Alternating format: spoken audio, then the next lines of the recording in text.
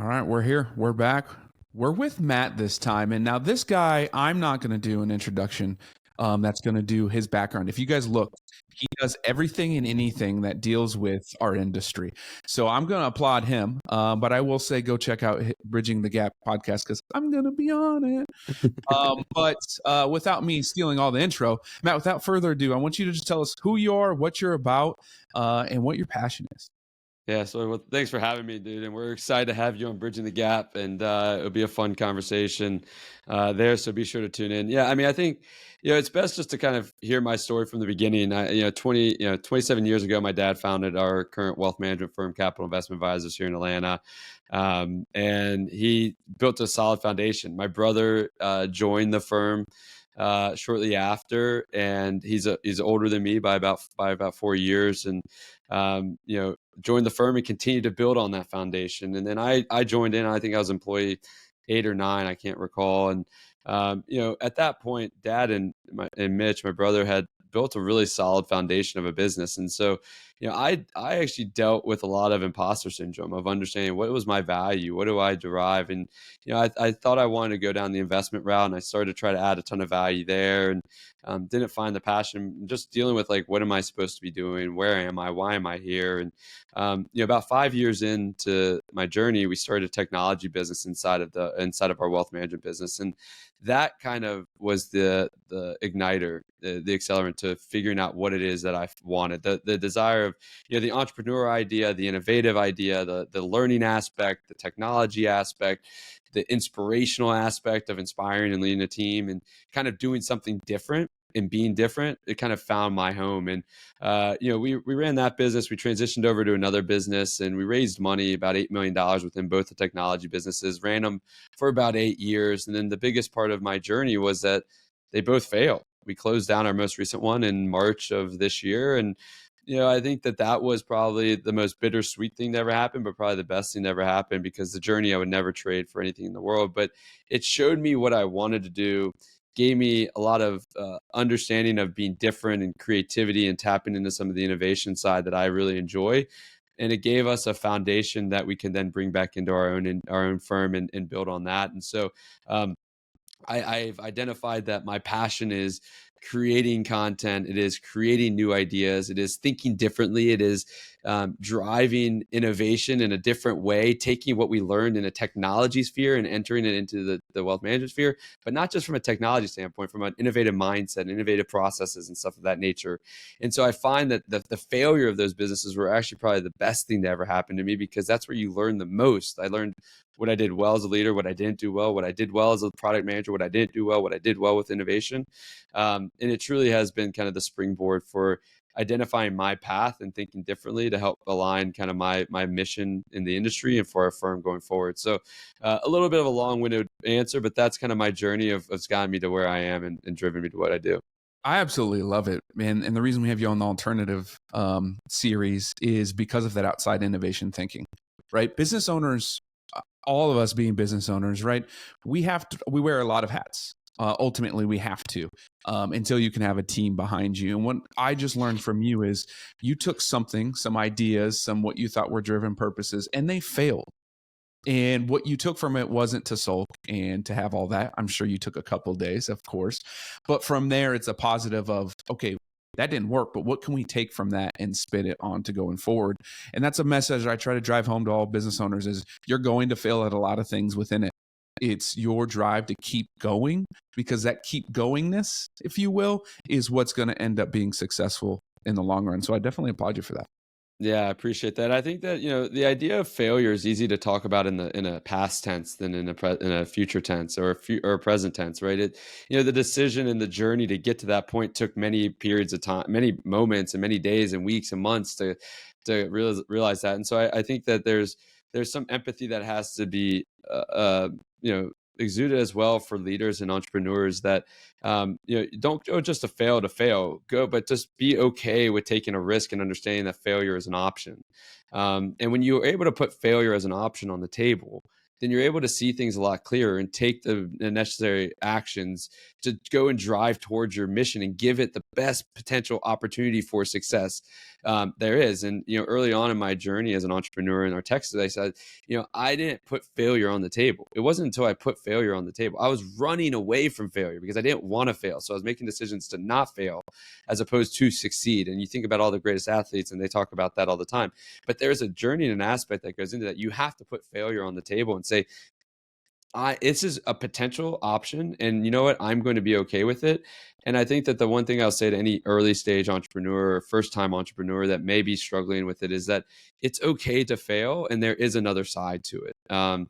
Just like there's other sides as you're raising kids and everything of that nature, they go through these like breakups, and they're like, life is so terrible. And you're like, there is another side to this, and there is a light at the other side. And we have to just keep telling ourselves that. But you can't really do that until you say failures on the table honestly and wholeheartedly that you're okay with that. And that took me probably about 4 years or so to get to that point. And we're both financial planners, so we talk about risk a lot, right? It's what comes up, and usually it has everything to do with investments. And I have done day trading. I've done the investment side. Obviously, folks have heard this. I'm not a huge proponent of investments. I think investments are just a key or a cog to this giant wheel. They're very important, but it's not end all be all. And when it comes back to the risk, is what I was getting at, is because that failure, those decisions that you couldn't make, had everything to do with risk. And ultimately, if you're not making decisions, back to my athletic background, if you're not making that decision to pull that trigger, shoot that shot, you're also then failing as well by not taking on the risk. And we use risk a lot. There's different types of risks. There's different categories of risk in terms of the scale of it. However, ultimately, that fear of not doing anything, I believe, is the biggest risk for somebody in their life, and specifically entrepreneurs. If you're so fearful to make that next step, that next move, then you're going to fail anyway. Like there's no insight to that. Yeah, I think that, I believe in don't slam me if I'm wrong, but I think it was Thomas Edison that had a quote, something of that nature, of saying, I didn't fail 10,000 times. I just had 10,000 things that didn't work out. And I think that that is the mentality. And I think in our industry, and it's something that it's a mission of mine. I mean, my overall mission is I believe that every single human being needs a human financial advisor. And my mission is to help the industry do that. And I think that the value of a human financial advisor is so important and key and integral to success because of the human aspect of the relationship part of meeting financial goals, not just investment management. I agree with you, Story, on what you said. But with that mentality, I think that our industry, one of the things that we have to do to be able to attract more people to what we do is we have to understand where our kind of blind spots are. And I think that one of our blind spots is that we are very risk averse. And I think it's really good to be risk averse when it comes to investment management, right? Like I'm not a proponent of being risk taking when it comes to investment management, but our industry has evolved so drastically to where investment management is just a sliver of the overall pie and the value that we provide. And in order to provide our extreme value and let our own self shine, we have to take some risks. And that doesn't mean that we're going to take risks on the investment side, but we have to take risks in terms of the value that we provide, the services that we provide, how we provide that, what the conversations that we have with our clients, right? Having that kind of really deep, personal, kind of touchy-feely conversation because we're trying to get to fulfillment and it not going well. And like we lose a client, like that should be okay. But we're so risk averse because of how our industry has grown, which is not a bad thing. But we also don't have a strong impetus driving us to forcing us to change because we are in a great industry where we can do nothing and continue to grow, right? As long as we just serve who we have, we can double our income without adding any new clients. And that's a phenomenal industry. But I think that comes with a requirement as well, that we should always constantly push ourselves because we have such a great, fortunate opportunity. We shouldn't ever stay status quo.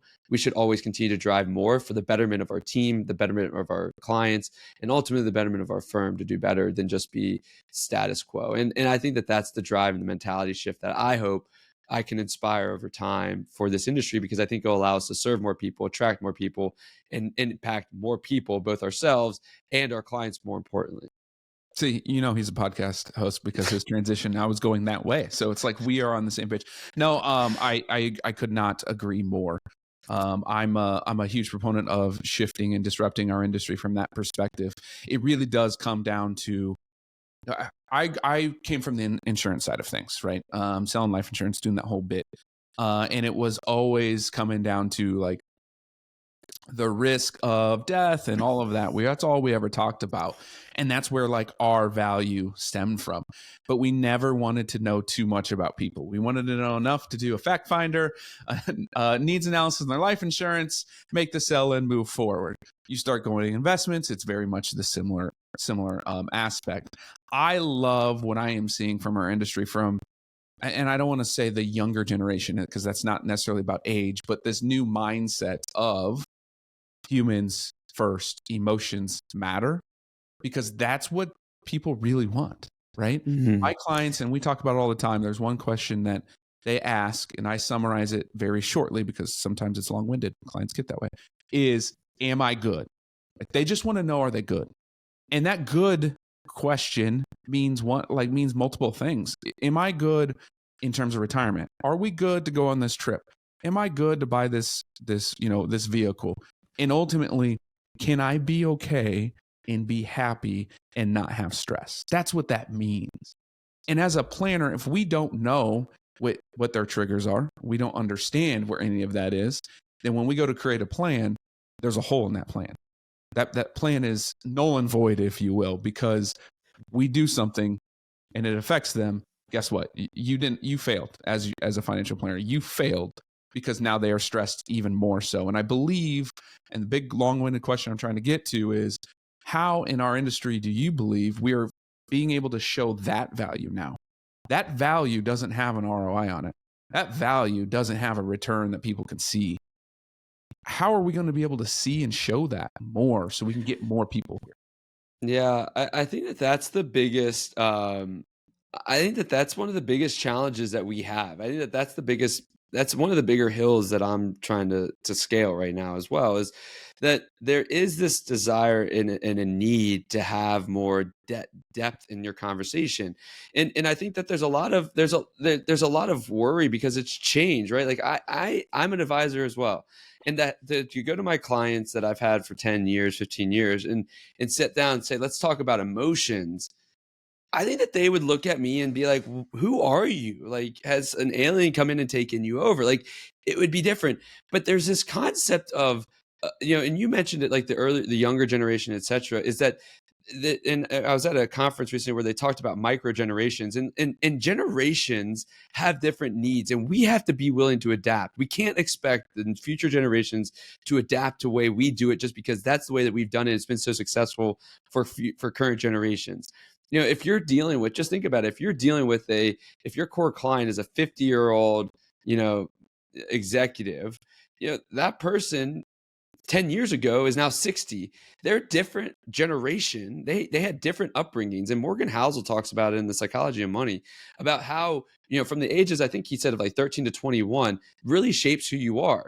And so that's an 8-year period. So every 8 years that you are in business and you're serving the same core clients, because you're not necessarily now just serving 60-year-olds, you're still serving 50-year-olds. That's a different generational individual that went through different things and saw different things.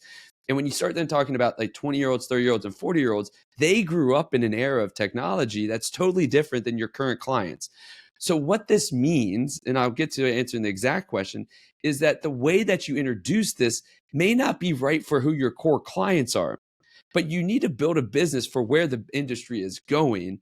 And you can start introducing new ways of doing business for your new clients that may not be applicable to your current clients, but ultimately your new clients are going to become outweighing of your current clients. And you have the ability to make change, and it doesn't have to be one size fits all. And that is where a lot of the challenge comes from people to think about it, because that means that we have to juggle a lot of balls. Business becomes more difficult.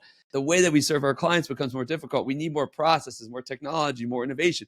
And that's where you get to why you need to invest time, effort, and money. Not necessarily money, just time and effort, and maybe money into this concept to be able to allow yourself to be where the industry is going. Not necessarily the industry, but the clients that we serve in this industry are going. That is a core value concept of what we need to think about. And then judging the ROI, it's a feeling, right? This is a relationship business. How do you judge that ROI is the ability to attract and retain. And if you are able to do more that's aligned with the generation of the client that you're serving, the 50-year-old who you've been doing it for 15 years and now you have 65-year-olds, they are still great. You still continue to serve them because that's your core business, but you may need to serve differently. Is can you attract and can you retain? That should be your ROI. Now, delivering that to the client becomes extremely difficult. And that's the mountain to challenge, the value, the challenge of mountain that I'm trying to scale is how do you deliver that value and show that value tangentially? Well, it has to be different than just showing performance. And so you have to rethink and become creative and innovative in how you talk about what your value is. Maybe we're structuring everything into short-term goals and we're talking about experiences and we're moving up the value pyramid. Look at all these charities that we've donated to. We wanted to do 5, we did 7 this year. You wanted to take 3 trips, we took 4. You wanted to move closer to your kids, we helped you buy a house. Look at that. None of that is performance related. It's action oriented. It's moving up the value pyramid and it's creating more fulfillment for your clients. But the only way to do that is to understand what is their core why. What is their purpose? And the only way to have that is to have a very difficult conversation at the forefront that's going to be super uncomfortable, but is necessary because then you can highlight all of the good that resonates with them because you know what drives them. And you know what? A lot of people, performance isn't there. It's just the easy, tangible thing to point to. And so we point to it, but it flies over everybody's head and they don't understand value. Value is out of your control. By looking at fulfillment, value becomes in your control of what you can deliver for your clients. Round of applause button. Don't worry, we'll get that one up. But hey, yeah, no, you're right. 1, you have to do on the forefront. 2, the value's not in our control.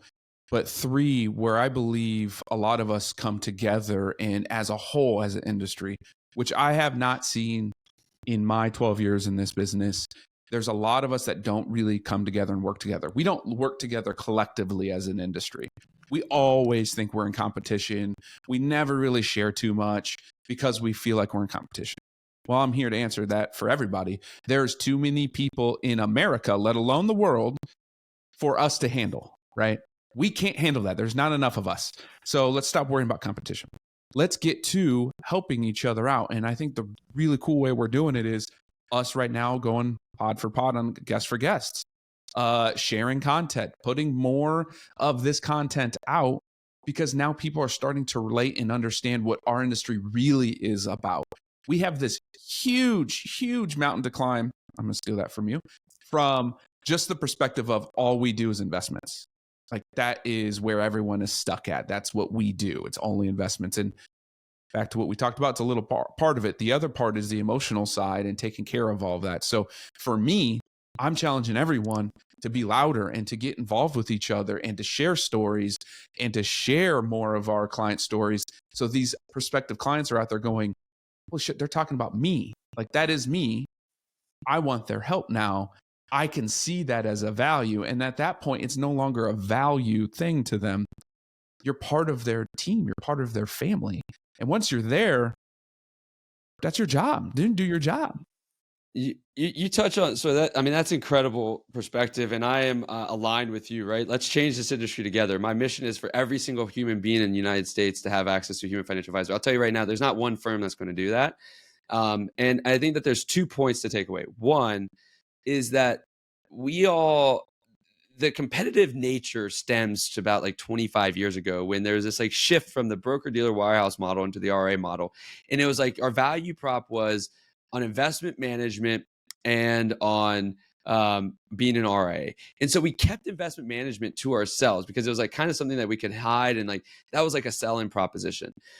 But that's become more commoditized and more has come to the forefront of understanding what drives people to sign up and be committed to a wealth manager. And it's not investment management. Data research after research shows that. And I think that people have become aware of that. Where our moat is around something that can never be replicated by AI, by another person, by me. I can tell you everything about my life. I can tell you exactly how I think. The thing that you're not going to replicate is me. And you know what? You're never going to be able to be me. And that's okay. And you know what? There's a lot of people out there that don't want me as their advisor, and that is fine. But I'm going to be a proponent of getting them in the hands of someone because I believe that they need someone.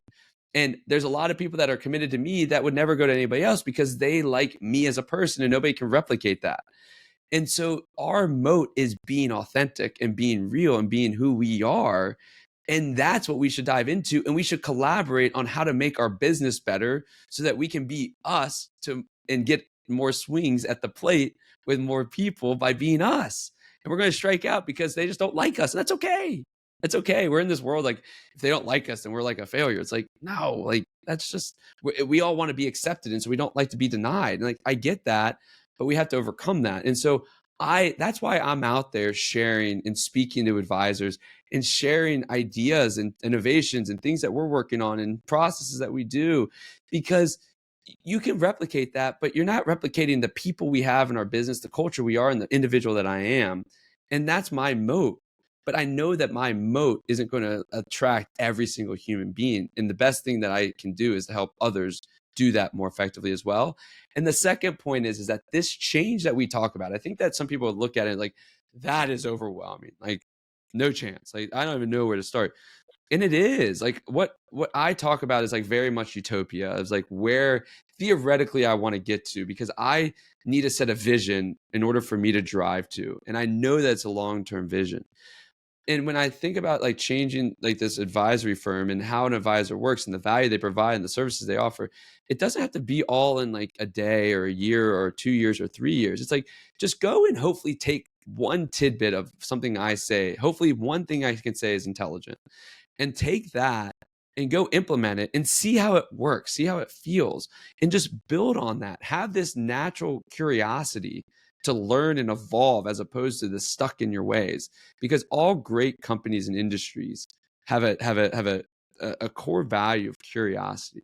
They have a natural drive of learning and curiosity. And if you can have that, and you have this ability to test and iterate and learn, you're going to become better over time. And you'll look back in 5 years and be like, holy cow, like, have I evolved? But if you try to eat the whole elephant with the one bite, like, it's just not going to happen. Do you hear that, entrepreneurs? We're not just talking about advisors here. All of you can take something from either our industry, your other industries, other ideas, and start to just piece a little bit together, just a little bit. That's how I started with the whole podcast too, by the way. Was the best thing is from other industries, to your point, Stoy. No, yeah, it really is. And that's kind of where I like got the podcast rolling a couple years ago. I had a staff challenge me, like, let's go do something fun. We started within the sports side, and I didn't really know how I wanted to launch the wealth one. And all of a sudden they're like, let's just do one. Let's just do an episode. And then we did it, and it started to just expel into this, holy shit, I think this is a platform. And not just like the audio part, but also the cut ups and the YouTubes and the social media and all that stuff really could start to send a message to our communities and to society in showing who financial planners are and what we can do for others, but also start to share what other entrepreneurs are doing, because there's so many tidbits that are out there. I remember going to conferences. I used to go to all of them, and boy, that is a nightmare. But you ultimately only leave there with like a couple tidbits in now a whole new group of friends though, right? You leave with a couple little tidbits and a whole new network, which I love. But now with the power of social media and our podcast and our ability just to verbally be out there now, thanks to compliance, love you SEC, we're able to spread that message further than we have before and reach other avenues. That is why we have to come together to even blast that more. So I love that. I love the hell out of that. Yeah. I mean, I would say this. I think that, you know, a lot of people they kind of sit and they're like, well, like, so you started a podcast, Matt, you started a podcast, like, gosh, it's like, you got all this stuff. Like, you got this like Riverside app, you got microphone. Like, I don't have the setup. You got a camera. Right. Like, and here's where my challenge is that it didn't start this way. Like, you should see some of my first ever videos I did and my first ever podcast. Like, I've gone through 5 different iterations of podcasts to then now have this podcast of Bridging the Gap, where we've had almost 150 guests, and like it's consistent. But I didn't just like start and it just went to that way. Like there's a lot of iteration, but there was a natural curiosity that I had. I would follow, I would listen to podcasts, I would take bits of what I liked from others and I would try it and it didn't work, but then I liked this part of it. And then I would talk to more people and then I would talk to more people and then I would learn and I would try a little thing. And then I made it my own. And the authenticity of that and the ability for people to see the authenticity of me in these different mediums is so powerful. And, you know, like I wish everybody liked me. That'd be great. That'd be nice. But like they don't. Like Yeah. and I've had to come to grips with that. It wasn't easy. Like there's a natural desire of acceptance. But the point I make on that is that be your authentic self. That doesn't mean you have to come up with all of it by yourself. You can come up with it based on other people and then make it your own. Don't try to replicate anybody else because I tried that and it doesn't last long because then ultimately my authentic self came out and it didn't work. Be you, but learn from others and build on what they've done. Like a lot of people have done a lot of work that you can learn from. So how does someone take that and really internalize that, right? Because a lot of us, our industry, other industries, they always want to put this like facade out there or this like impersonation, and we don't mean to do it, but like to the public, we speak and do different things than we do if me and you were having a drink and watching the Braves, thankfully, get out of their 14-inning slump. Like what would you say to entice people to actually bring their authentic self out to the public? Is there an initial step? Is there something they need to think through? What would that be? Yeah, it's a really good question. I think it stems, you know, I think it's like really twofold. I think it's a confidence thing of being confident in who you are. And it's actually three things. I think it's self-awareness of being truly self-aware of who you are. And I think it starts with accepting who you are. You know, I started my career trying to be someone I wasn't. And I've now looking back, I realized that like I thought I needed to be this type of person in this industry for the industry's sake, but also because, you know, I was the son and the brother of two of the people that were there before me. And I felt like I had to be that person. And then I started this technology company and I felt like an outcast because like I was like, I'm going super creative. But I've also realized that like I love creativity. Like I love that. Like that aspect just gets me going. And it's totally different than what we do in our industry. And for a long period of time, I didn't accept that in myself and I tried to avoid it. But now I've accepted it because that's who I am. And now I can be my best self. And so but it became from a self-awareness. Like it started at self-awareness, like investing a ton in self-awareness of myself. And then that self-awareness led to some confidence. And then that allowed me to accept who I am. And allowing me to accept who I am allows me to lean into my difference, my uniqueness, which is my creativity. And I think that too many advisors, especially, they think that they have to be this certain person, and you know, and they may not be that person, and they're worried that if they show who they are, not in their professional life, that they will be rejected. And remember, we don't like rejection. It's a human psychological bias. We don't like rejection. And so they put this facade up. And what I would encourage people to do is just try it with one client, one prospect. Just pretend that you're just their friend. Now, yeah, like you may not like talk about, you know, the things that you did in college that like you probably don't need to talk about. Like I don't really talk about it anymore with my friends because it's, right. You know, it's a different person. But like, you know, be a more casual professional and let more of you shine. And I'm telling you, you're going to be like crazy surprised with what ends up. Because I've started doing that with my clients. Like I'll have more like deeper conversations with them and I'll let them know how I am, like how I'm feeling. Like I'll go kind of deep and be vulnerable. And they're like, they then open up and become vulnerable too. And they're like, wow, this is great. And the conversation and the relationship becomes stronger because of that. But I used to always avoid that because I was like, I didn't see anybody else doing that. And I was like, I don't want to be the odd man out. But I was like, that's who I am. It's who I am. This world now is accepting of all people, and they should be more than ever. And accept who you are first, and then it's easier. That's what I think would be a piece of advice. Absolutely. Just try the thing. Just try it. I did the same thing. Your story, I got chills a little bit, mainly because like I was the same way, right? Well, I'm a black guy coming into this industry, so already I'm an outlier. I'm in Iowa, which is already an outlier. right? We were told always to wear suits, always to do these proper things. And I always felt like an outsider, always. Now I'm always going to feel that way, specifically in our industry for a while because just skin color in general. But I didn't recognize who I am, what my skill set is, and that my skill set is to relate to people and just have fun with them and get them to not even get them to open up. It just naturally happens. We'll talk about stuff. We'll open up, and that has nothing to do with their financial plan right away, right? That's just us as humans and the human element of building a relationship that we all strive for. Everyone does to some degree. They want that connection, right? They want to feel accepted. And the only way to do that is to really just break it down. And then all of a sudden it goes deeper and deeper and deeper. And then you finally get to the point where like, holy hell, I really like you. And they go, yeah, I like you too. Okay, let's build out your plan. Let's make sure it's good. And we'll check up on you. That's ultimately where it comes down to. It's so unfortunate that our industry has stigma. I mean, every industry, the world has this stigmas, and that you believe that you have to live up to this kind of this nature. And, there's going to be people that listen to this podcast, and the people that may have listened to my podcast and don't listen to it anymore, that just don't believe in the way that we are. And they're kind of pointing and saying, look, it's so slow that it's evolving so much slower. Like, we're right, you're wrong. And I just don't see it as a right or wrong way. I think that there's an opportunity for everybody to be their true self. And I think that it all goes back to another thing that we've talked about here is it goes back to being genuinely curious.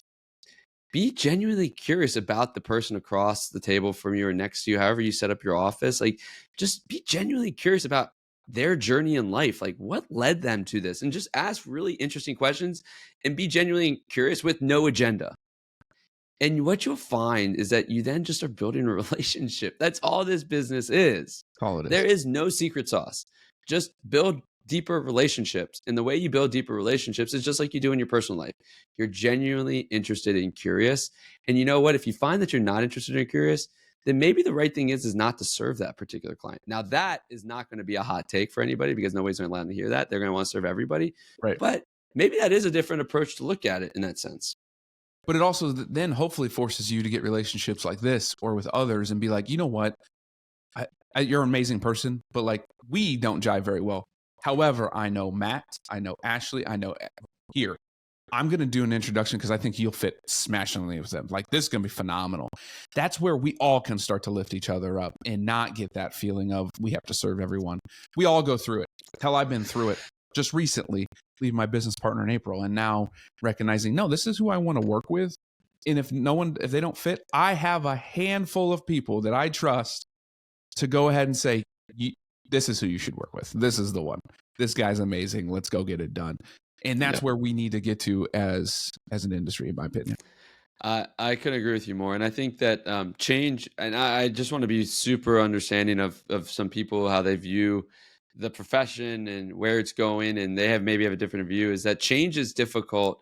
And this isn't just a change to change. It's just it's an evolution in my mind. And, I think that, I even look at my dad, and, I talk to him about some of the things I'm thinking of doing and what we're building and some of the things that we're building. And, he kind of looks at it he's like, what are y'all doing? Like, it's just his vision of it is different, but it doesn't make what he did right and what we're doing wrong. It's just different.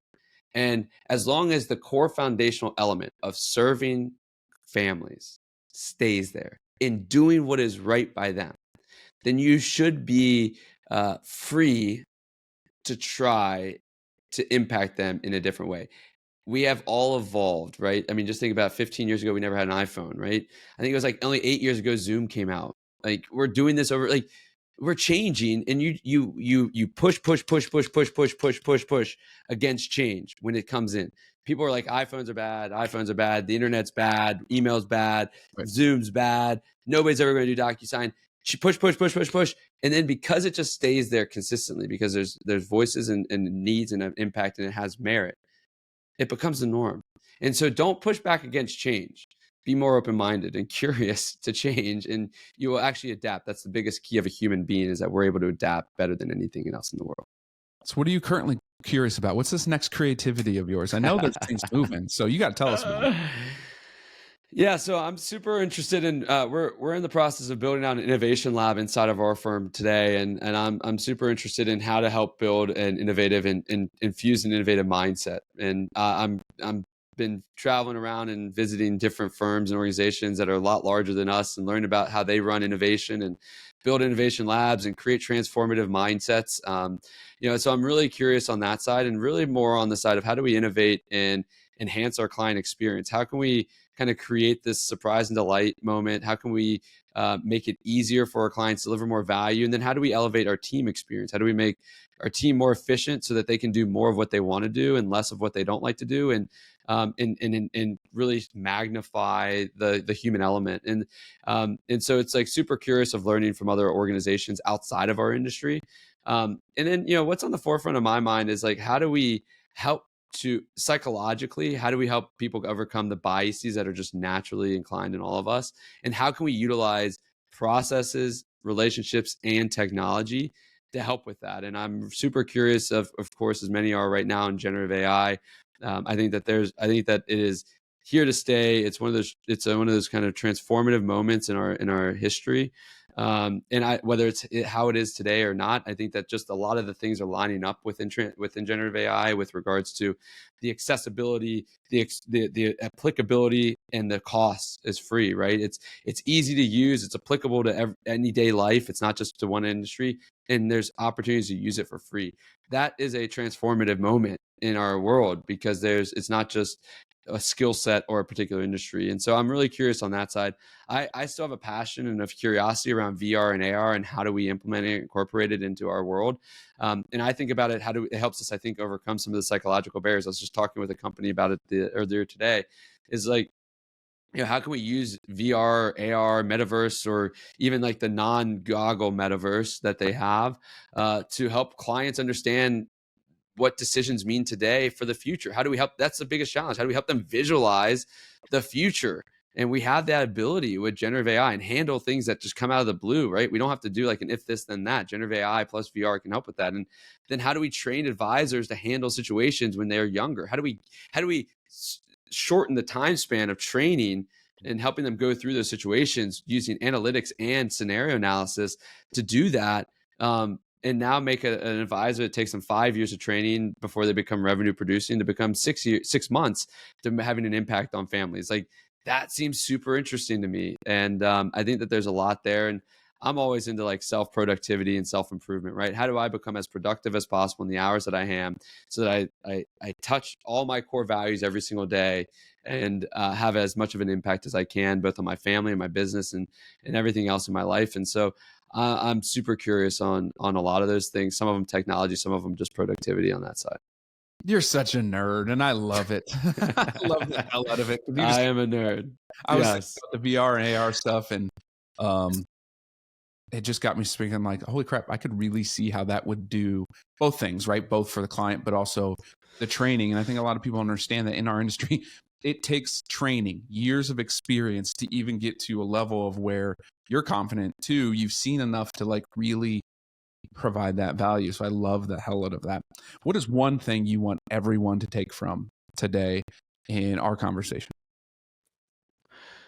Yeah, I think one of my mantra is that you're defined in the present moment. And I would say that what's happened in the past is the past. There's nothing you can do about it. What happens in the future is unknown. All you have is this moment. And I would encourage you to take this moment and start being curious. And I think that if you can um, do that every single day, and you're going to be amazed at where you're going to be. I love it. Be curious. Go check out Bridging the Gap. And if they want to work with you, right? You're the creative side, but if they want to work with your firm, what's the best route, and what type of clientele are you looking for? Yeah, if you want to continue to kind of follow some of this kind of creative, innovative side, you can go to mattreiner.com and subscribe to my newsletter there. The Circle, we do kind of a weekly email with some really in-depth frameworks and thoughts to ponder. If you want to work with us on the wealth management side, you can go to yourwealth.com. And whether it's working with me or one of our team members, we now have 80 team members. We have 5 offices across the country. So there's someone that we will fit you with that is aligned with who you are.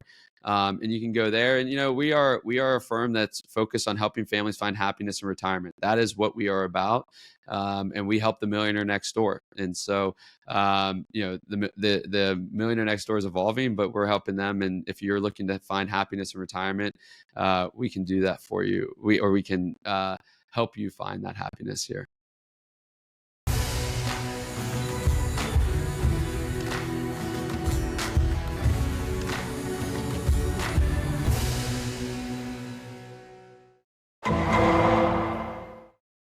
The preceding program was sponsored by Black Mammoth. Any awards, rankings, or recognition by unaffiliated third parties or publications are in no way indicative of the advisor's future performance or any individual client's investment success. No award, ranking, or recognition should be construed as a current or past endorsement of Black Mammoth. Information regarding specific awards, rankings, or recognitions is available on the Black Mammoth website, www.blackmammoth.com. All investment strategies have the potential for profit or loss. Investment strategies such as asset allocation, diversification, or rebalancing do not assure or guarantee better performance and cannot eliminate the risk of investment losses. There are no guarantees that a portfolio employing these or any other strategy will outperform a portfolio that does not engage in such strategies. This broadcast should not be construed by any client or prospective client as a solicitation to effect or attempt to effect transactions and securities or the rendering of personalized investment advice due to various factors including changing market conditions. The information discussed in this broadcast may no longer be reflective of current positions or recommendations. While information presented is believed to be factual and up-to-date, Black Mammoth do not guarantee its accuracy, and it should not be regarded as a complete analysis of the subjects discussed. The tax and estate planning information discussed is general in nature and is provided for informational purposes only and should not be construed as legal or tax advice. Listeners should consult an attorney or tax professional regarding their specific legal or tax situation. Past performance is not indicative of future results.